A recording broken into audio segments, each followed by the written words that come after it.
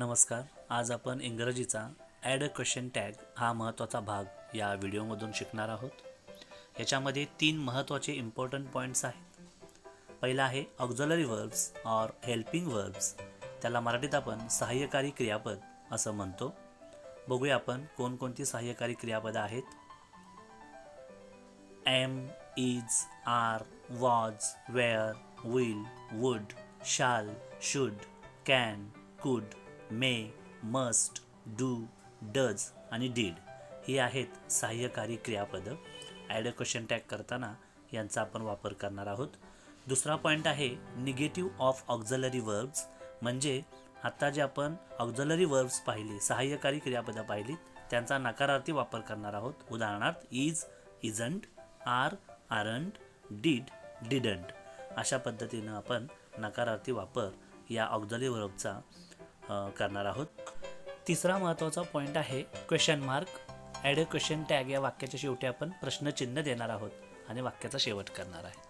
चला पुढे आपण ॲड अ क्वेश्चन टॅगची काही उदाहरणं पाहूया. पहिलं उदाहरण आहे Gopal is going to school. या वाक्यामध्ये गोपाल हा कर्ता आहे, इज सहाय्यकारी क्रियापद आणि गोइंग मेन वर्ब आहे. आपण सुरुवातीला आहे तसं वाक्य खाली लिहून घेऊया, त्याच्या समोर एक स्वल्पविराम देऊया आणि त्यानंतर सहाय्यकारी क्रियापद इज, इजंट हा नकारार्थी वापर या ठिकाणी करूया. शेवटी गोपाल याचं सर्वनाम ही हे लिहूया आणि त्याच्या शेवटी क्वेश्चन मार्क देऊन हे वाक्य संपवूया. हे वाक्य असं होईल, Gopal is going to school, isn't he. अशा पद्धतीने आपण ॲड अ क्वेश्चन टॅग करायचा आहे. दुसरं वाक्य पाहूया, वी आर ऑल ब्रदर्स. आता नियमाप्रमाणे आहे तसं वाक्य खाली लिहून घेऊया, वी आर ऑल ब्रदर्स. त्यानंतर स्वल्पविराम देऊया, त्याच्यानंतर आर हे ऑक्झिलरी वर्ब आहे, त्याचा आपण निगेटिव्ह आरंट घेऊया. त्यानंतर कर्ता आहे वी, तो आहे तसा घेऊया आणि प्रश्नचिन्ह देऊया. त्यानंतर वाक्य होईल, we are all brothers, aren't we. अशा पद्धतीने. तिसरं वाक्य पाहूया, दे प्लेड खो खो. हे थोडंसं वेगळं वाक्य आहे, ह्याच्यामध्ये तुम्हाला सहाय्यकारी क्रियापद पाहायला मिळत नाही. आपण आहे तसं वाक्य खाली लिहून घेऊया, दे प्लेड खो खो, स्वल्पविराम देऊया. त्याच्यानंतर मेन वर्ब आहे प्लेड, त्याच्यामध्ये 2 वर्ब्स आहेत लपलेले, डीड आणि प्ले. त्यातला डीड हे सहाय्यकारी क्रियापद आहे, ते आपण पुढे घेऊया, त्याचा नकार करूया, डिडंट. त्याच्यानंतर कर्ता घेऊया दे आणि प्रश्नचिन्ह देऊया, म्हणजे ॲड अ क्वेश्चन टॅग पूर्ण होईल. ते वाक्य असं होईल, they played kho kho, didn't they. अशा पद्धतीने आपण ॲड अ क्वेश्चन टॅगची वाक्य सोडवायचे आहे. चौथं उदाहरण पाहूया, मदर कुक्स अ राईस. आपल्या नियमाप्रमाणे मदर कुक्स अ राईस हे वाक्य आहे तसं खाली घेऊया आणि त्याला स्वल्पविराम देऊया. त्याच्यामध्ये कुक्स हे मेन वर्ब आहे, त्याच्यामध्ये 2 वर्ब लपलेले आहेत, एक आहे डज, दुसरा आहे कुक.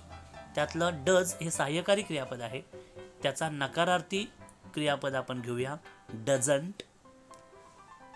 आणि त्यानंतर मदर या शब्दाचा सर्वनाम प्रोनाऊन शी हा आपण पुढे घेऊया, त्याच्यानंतर प्रश्नचिन्ह देऊया आणि या ठिकाणी ॲड अ क्वेश्चन टॅग करूया, mother cooks a rice, doesn't she. त्यानंतर आपण पुढचं उदाहरण पाहूया. काही एक्सेप्शन्स आहेत, काही अपवादात्मक वाक्य आहेत, तीही तुम्हाला सांगतो. आय एम हॅपी हे पहिलं वाक्य आहे, त्याचा आपण ॲड अ क्वेश्चन टॅग असं करायचं आहे, आय एम हॅपी, आरंट आहे. म्हणजे या ठिकाणी एमंट हा शब्द होत नाही, आरंट होतो, हे लक्षात ठेवा. दुसरं वाक्य आहे गो टू द मार्केट.